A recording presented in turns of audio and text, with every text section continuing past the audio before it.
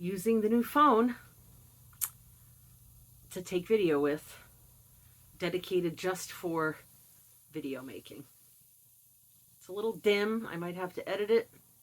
I mean, I don't know how many ring lights I could be shining on myself, plus the room lights, but okay. Misophonia. What is it?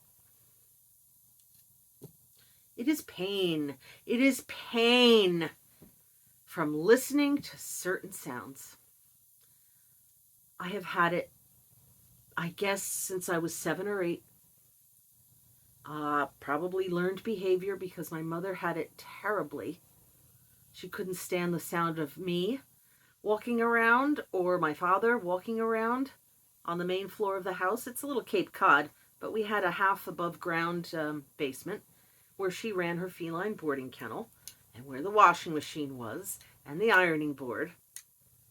So she spent a lot of time down there, and it just enraged her to listen to me and my father walking around. So I learned to walk on tiptoes to accommodate her and to avoid being screamed at and called a herd of elephants and every other thing I was called.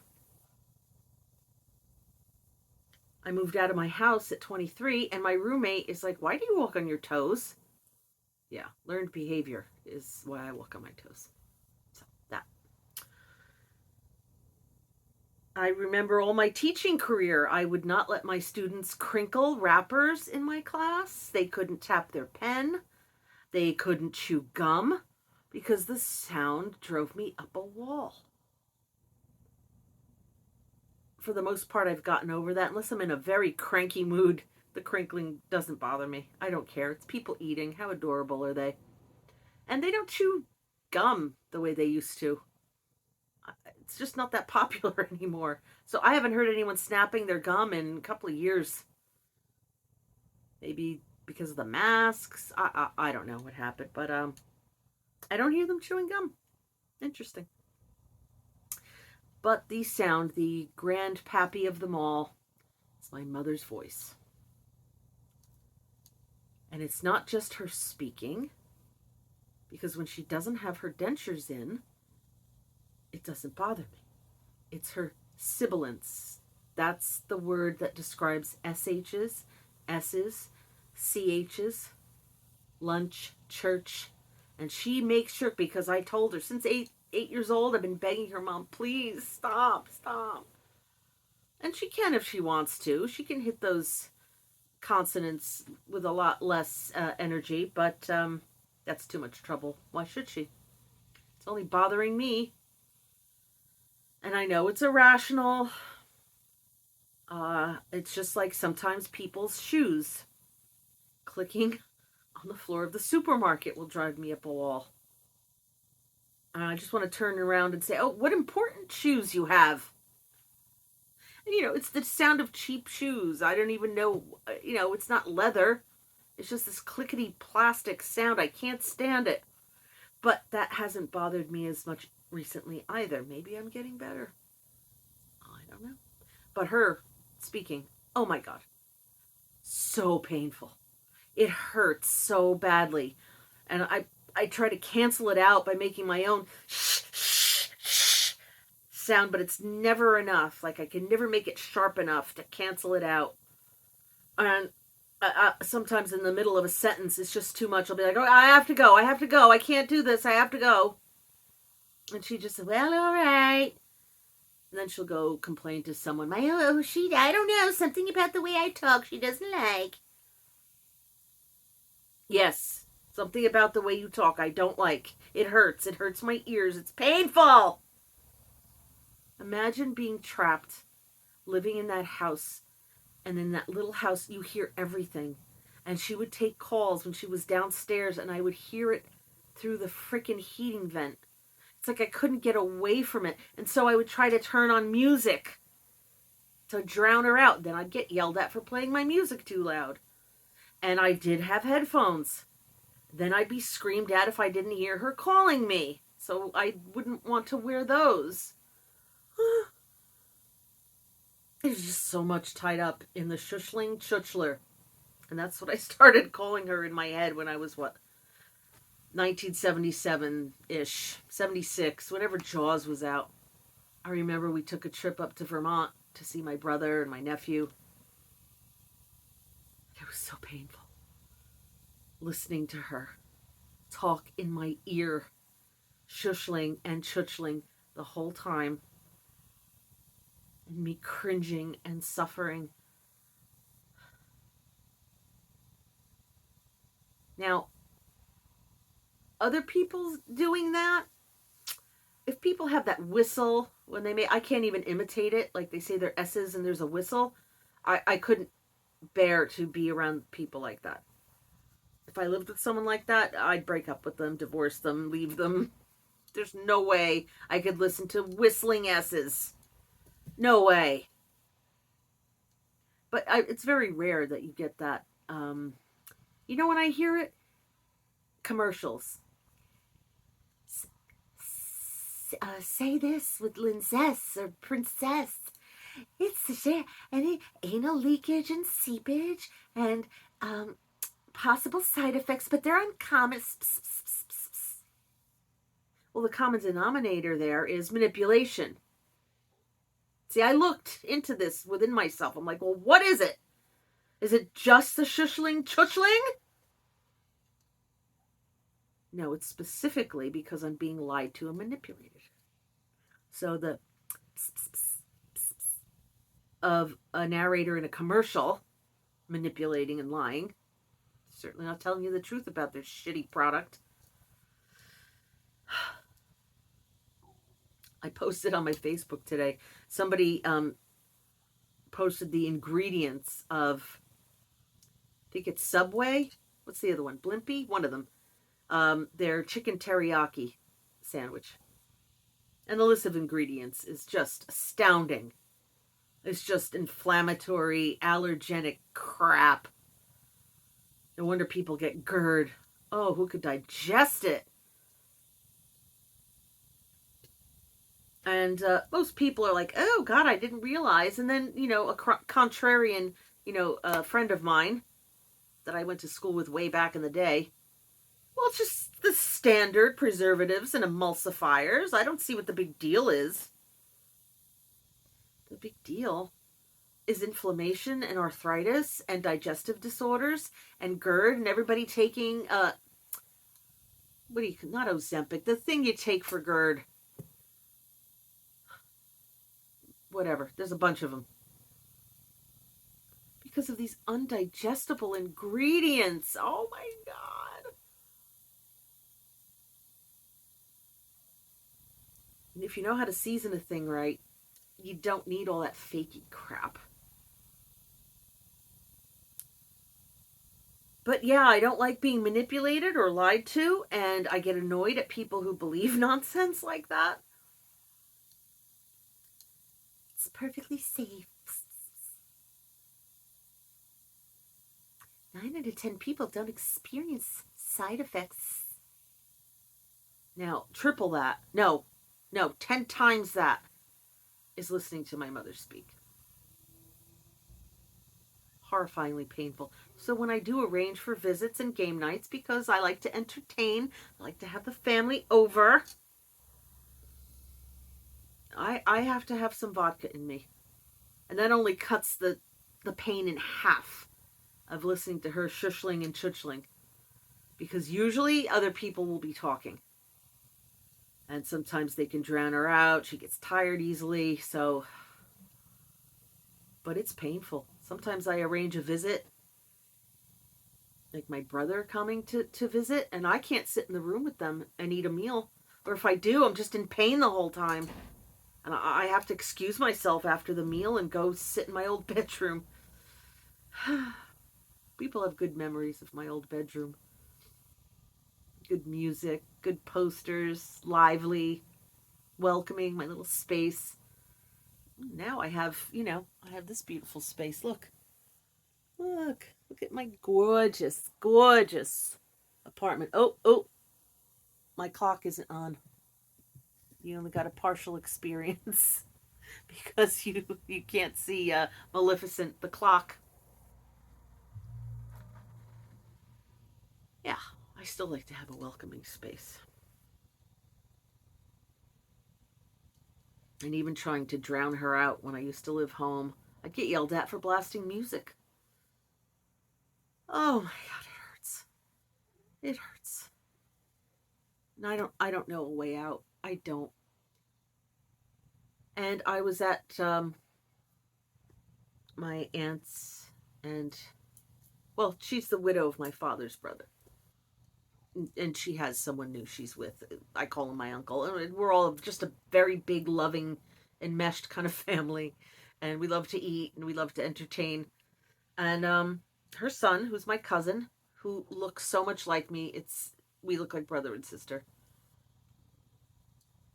was yelling at his mother for speaking. He said, "I can't stand the sound of your voice."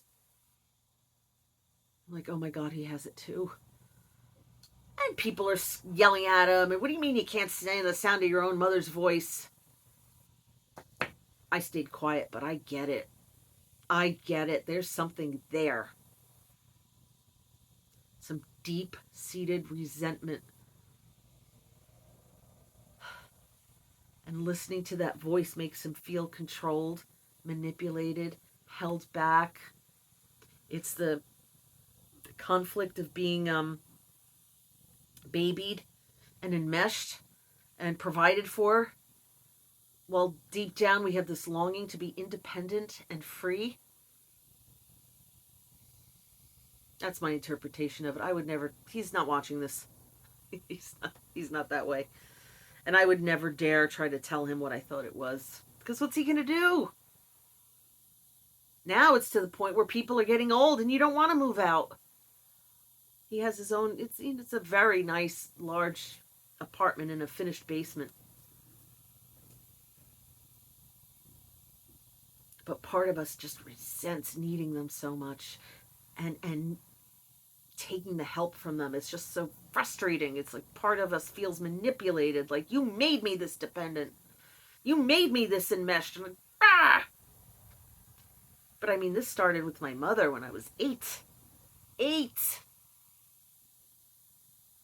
Well, I was being manipulated back then too. I had to keep certain secrets. I had to pretend. Certain things weren't happening. I had to run interference because she was very embarrassing publicly. She was one of those people who would complain and scream and stamp and stomp and undertip in restaurants. So embarrassed. One time she went back to the table. She thought I left too much. I said, "What are you doing?" I caught her. I'm like, "Please leave that. That's my money. And I want to leave it to her." Oh, and she fought me on it. "Well, if you have so much money, then stop asking me for money." Like, there was always that, always style. Well, if you don't want to listen to me and obey me in all things and never ever contradict me, well, then stop needing me because I'll just withhold money from you. But at what point do we recognize the learned helplessness? You can look that one up. Learned helplessness. And try to take ourselves back from them. I am 58 years old and I'm just kind of getting that. I've been forced into it to try to take care of her, but things could be a lot worse. I could have had to move in with her. Oh God, I promised myself never, never. I will never make you do that, Lisa. I will never. I'll drive for Instacart on the overnight shift before I'll move back to that house with her in it. I will never subject myself to that noise ever again. God, please help me to keep that promise to myself. Please. It hurts so badly. It cuts through me. It is so painful. And I remember telling, sometimes I'll tell people and they'll look at me funny like I'm making it up. Like, no, you don't understand. It's real. Look up Misophonia. Look it up. It's real.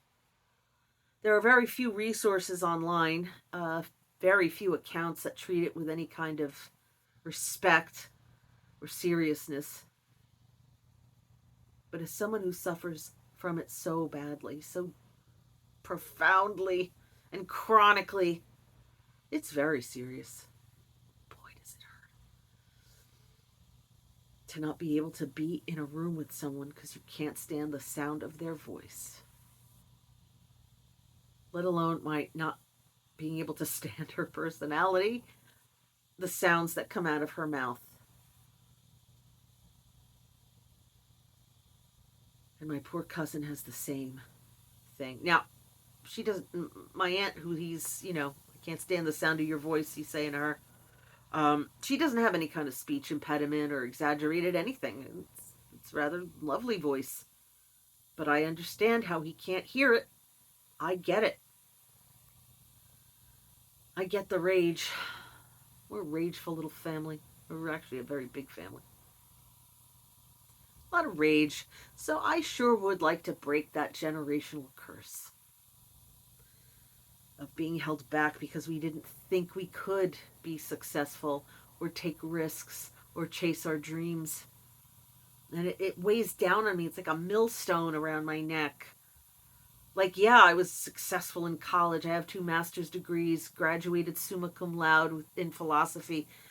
I also have an enormous amount of debt, and I do not qualify for that phony promise of dismissing my student loan debt.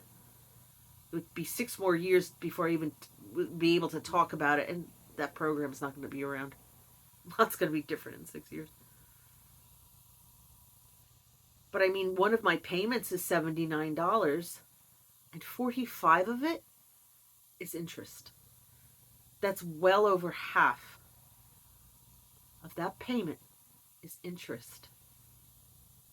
If you want to help people pay back their loans, control the interest a little more. Have more of those payments go toward the principal. You don't have to wipe out my debt. Just make it achievable to pay it off. And if Grandpa Government won't do it, I'll earn my own money. I had my niche call today. It's going to be very interesting. It'll take about a month for me to get all my stuff together, get my team together. It will be a perspective on good versus evil. And I'll rely on Christian scripture and Christian teachings. I might throw some other religions in there as well. Why not? I'm an expert.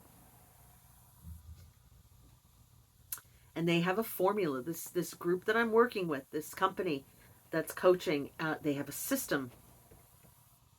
It's very step by step. It's an excellent program. More expensive than a grad class, but I'm investing in my future. I have always wanted to do this. And it's automated, so you won't hear my voice, you won't see me. But it will give me ideas on how to make this channel. So the Professor Lisa channel, I don't know if you're watching this on Daughters of Difficult Mothers. I will eventually launch a hypnosis channel. Yes, it will be my voice. It might be me talking, unless I get editors to put pretty background or something. But I'll make it very specific. Hypnosis for weight loss, hypnosis for insomnia, hypnosis for taking tests, whatever. I think that is very helpful to people, and I think it's very useful. It won't make a ton of money. I've looked at the other channels on YouTube. Does it really have to? It's a passion project. Let this good versus evil thing I'm doing, that'll make a ton of money. It's going to be great. Oh, God, please let me break this generational curse. Let me be a financial success so I can help the people I love and help the people I don't love or I'm just devoted to. Make a positive difference in the world. I know I could do that without money. I know.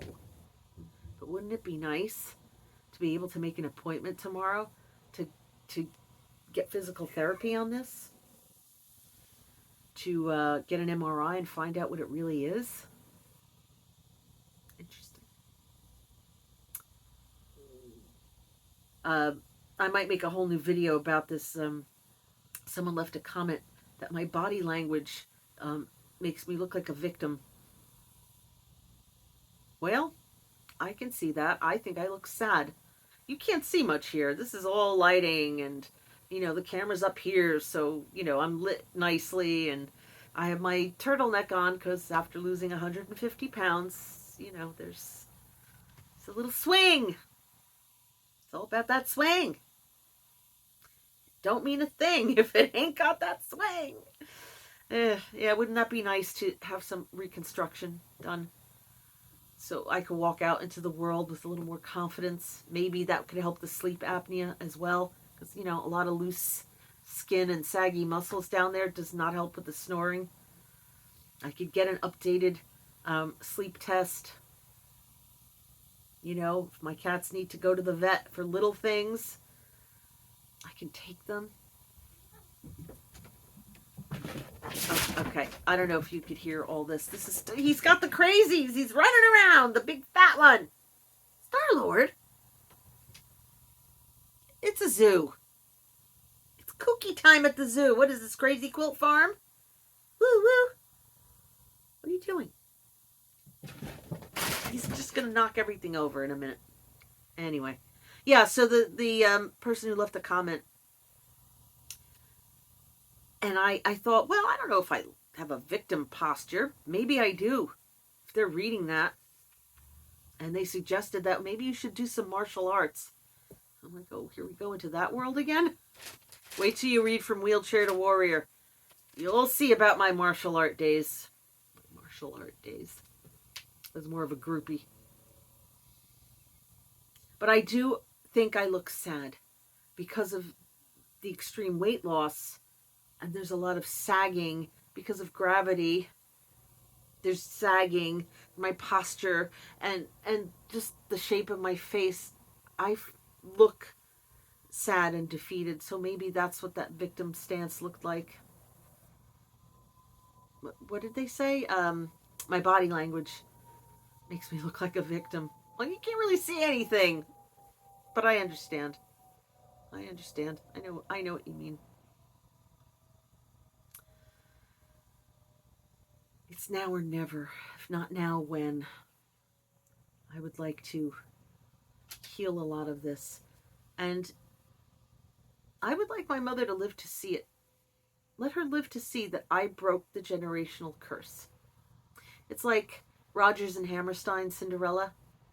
The one with Leslie Ann Warren? Not Leslie Ann Down. I think it's Leslie Ann Warren. Beautiful voice singing the Rodgers and Hammerstein Cinderella. Just it's gorgeous. But it was a little traumatizing piece of my childhood. My mother, whenever she was trying to keep me on a diet, well, you don't want to be like one of the stepsisters.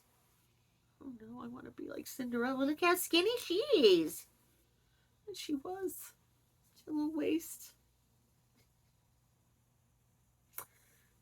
But even though that stepmother and those two stepsisters were so mean to her, at the end of it was televised. Look it up. Rodgers and Hammerstein's Cinderella. They televised it. And at the very end, when she goes into the palace with the prince, what a beauty she was. Behind her come her mean stepmother and her stepsister. She lets them into the palace. That's grace. That's mercy. Even though they were so mean to her, made her sit in the ashes and made fun of her. She didn't go into the palace alone. She brought them along. Revenge is not always sweet, and it's not what I want. Sorry, I'm crying. Look up misophonia. If you find any literature on how to overcome it, leave it in the comments, okay? And thank you for the supportive messages you leave for me. And when you say that, oh my God, it sounds just like my mother, it's like, okay, what I'm experiencing is real. It's not just me complaining or making it up. It's real. Other people see it. They know I'm not lying. They know I'm telling the truth. So let's elevate. Please hit the like button, subscribe if you're not subscribed. I have 2 channels. One is Professor Lisa Sarjay's, one is Daughters of Difficult Mothers. My book is Diary of a Fat Girl on Amazon, and the audiobook is me reading it. And yeah, I talk about my mother, because how can I not? She was part of the story.